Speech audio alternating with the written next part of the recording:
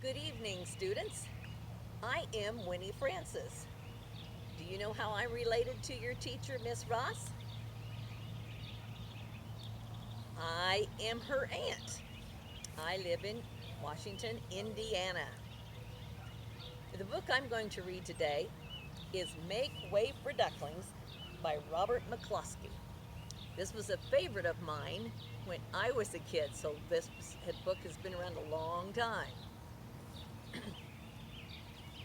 Now I want you to pay attention because I'm going to ask you about the time setting, where did this place setting, and characters.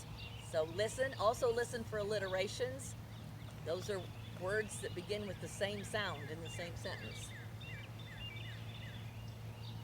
Mr. and Mrs. Mallard were looking for a place to live, but every time Mr. Mallard saw what looked like a nice place, Mrs. Mallard said it was no good. There were sure to be foxes in the woods or turtles in the water, and she was not going to raise a family where there might be foxes and turtles. So they flew on and on.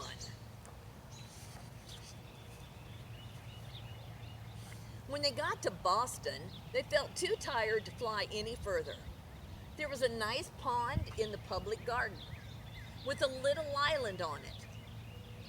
A very good place to spend the night, quacked Mr. Mallard. So down they flapped. And there's the little island. Next morning, they fished for their breakfast in the mud at the bottom of the pond. But they didn't find much.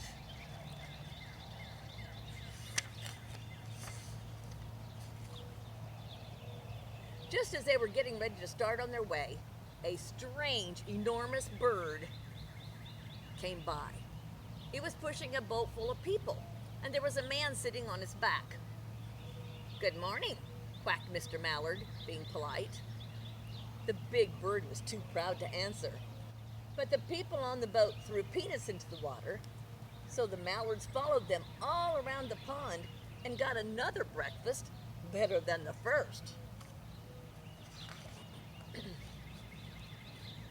"I like this place," said Mrs. Mallard as they climbed out on the bank and waddled along. "Why don't we build a nest and raise our ducklings right in this pond? There are no foxes and no turtles, and the people feed us peanuts. What could be better?" "Good," said Mr. Mallard, delighted that at last Mrs. Mallard had found a place that suited her. But "Look out!" squawked Mrs. Mallard, all of a dither. "You'll get run over." And when she got her breath, she added, "This is no place for babies with all those horrid things rushing about. We'll have to look somewhere else." So they flew over Beacon Hill and round the State House, but there was no place there. They looked in Louisburg Square, but there was no water to swim in.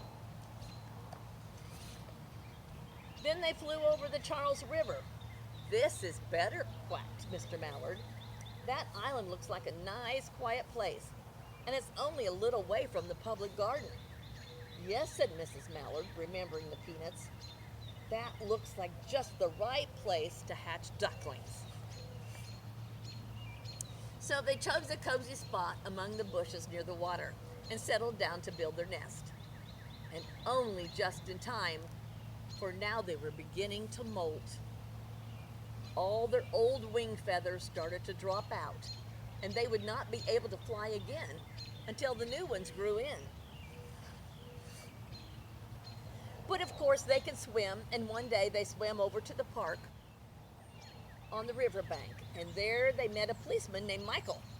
Michael fed them peanuts, and after that, the Mallards called on Michael every day. After Mrs. Mallard had laid 8 eggs in the nest, she couldn't go to visit Michael anymore because she had to sit on the eggs to keep them warm. She moved off the nest only to get a drink of water, or to have her lunch, or to count the eggs and make sure they were all there. One day the ducklings hatched out. First came Jack, then Cack, then Lack, then Mack, and Knack, and Whack, and Pack, and Quack. Mr. and Mrs. Mallard were bursting with pride. It was a great responsibility taking care of so many ducklings, and it kept them very busy.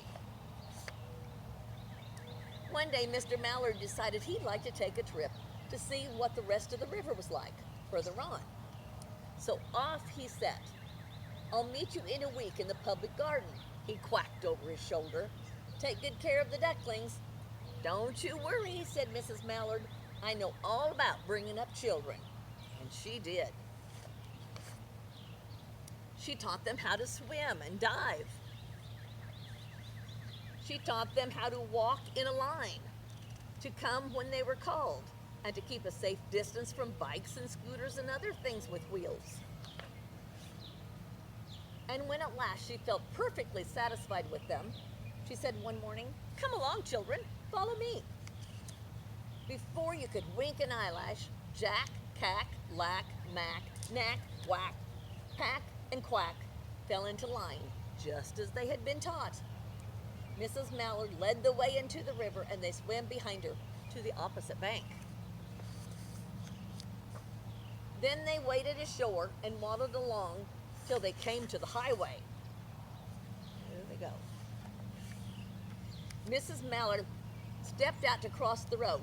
"Honk, honk," went the horns on the speeding cars. "Quack," went Mrs. Mallard as she tumbled back again. "Quack, quack, quack, quack," went Jack, Cack, Lack, Mack, Knack, Whack, Pack, and Quack, just as loud as their little quackers could quack. The cars kept speeding by and honking, and Mrs. Mallard and the ducklings kept right on quack, quack, quacking. They made such a noise that Michael came running, waving his arms and blowing his whistle. Tweet, tweet. He planted himself in the center of the road, raised one hand to stop the traffic, and then beckoned with the other, the way policemen do, for Mrs. Mallard to cross over. As soon as Mrs. Mallard and the ducklings were safe on the other side and on their way down Mount Vernon Street, Michael rushed back to his police booth. He called Clancy at headquarters and said, "There's a family of ducks walking down the street." Clancy said, "Family of what?" "Ducks," yelled Michael. "Send a police car, quick." Meanwhile, Mrs. Mallard had reached the corner bookshop and turned into Charles Street with Jack, Cack, Lack, Mack, Knack, Whack, Pack, and Quack, all marching in line behind her. There they go, down the street. Everyone stared. An old lady from Beacon Hill said, "Isn't it amazing?" And the man who swept the street said, "Well now, ain't that nice?" And when Mrs. Mallard heard them, she was so proud, she tipped her nose up in the air and walked along with an extra swing in her waddle. When they came to the corner of Beacon Street, there was the police car with 4 policemen that Clancy had sent from headquarters. The policemen held back the traffic so Mrs. Mallard and the ducklings could march across the street.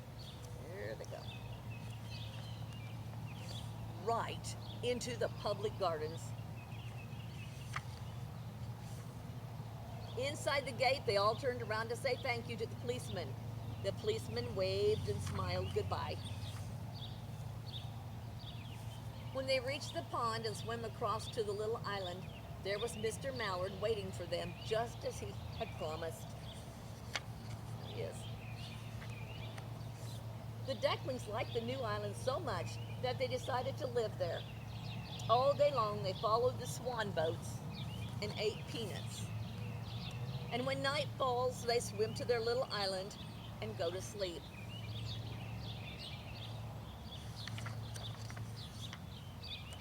The end. Now, do you know where the story took place? What town? If you said Boston, you were correct. Who were the main characters in the story? The two main characters were Mr. and Mrs. Mallard, the ducks, and then they had the babies. And the time setting was, what, do you know? It took place over a few weeks when they laid the eggs and hatched them and had the family. So I hope you enjoy reading and enjoyed this story as much as I did. And I'll try to have another one for you one of these days. I'm also a children's author. The next one I read will be a book that I wrote myself. See you later. Bye, Mrs. Ross. Bye, kids.